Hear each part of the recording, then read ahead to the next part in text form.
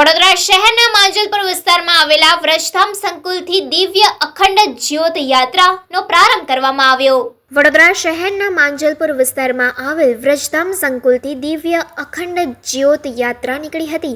આ યાત્રા વડોદરા શહેરના વિવિધ રાજમાર્ગો પર 8 દિવસ સુધી બસના માધ્યમથી ફરશે। જ્યોતને વડોદરા નગરજનોને દર્શન માટે નીકળી હતી, જેનો વડોદરા શહેરને અખંડ જ્યોતનો લાભ લઈ શકે છે, કારણ કે આ જ્યોત દિવ્ય જ્યોત છેલ્લા 8 વર્ષથી વ્રજધામ સંકુલમાં પ્રચલિત થઈ રહી છે, જેના દર્શન માટે આજે વડોદરા શહેરના વિવિધ વિસ્તારોમાંથી લોકો દર્શન કરવા માટે નીકળી પડ્યા હતા।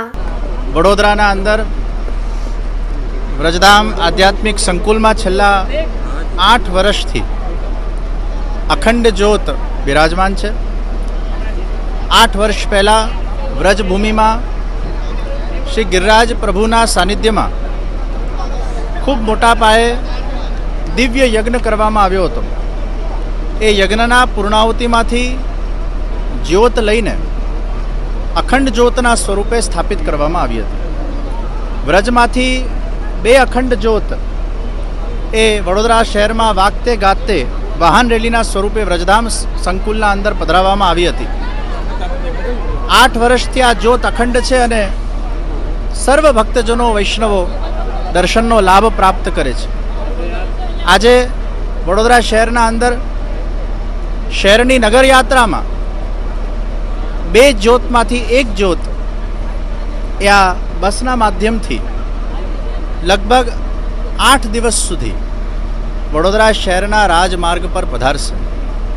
વ્રજધામ સંકુલના બધા જ ભગવત સ્વરૂપોની દિવ્ય ઉર્જા લઈને, વ્રજભૂમિની ઉર્જા લઈને આ જ્યોત વડોદરા શહેરને પાવન કરવા જઈ રહી છે।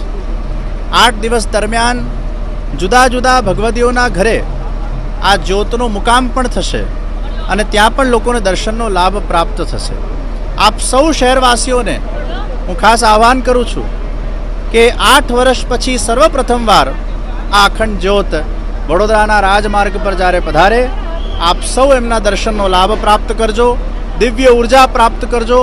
પ્રભુ આપના સંકલ્પોને બળ આપે, પ્રભુ આપને દિવ્ય ઉર્જા આપે અને આપના સર્વ મનોરથો ભગવાન પરિપૂર્ણ કરે।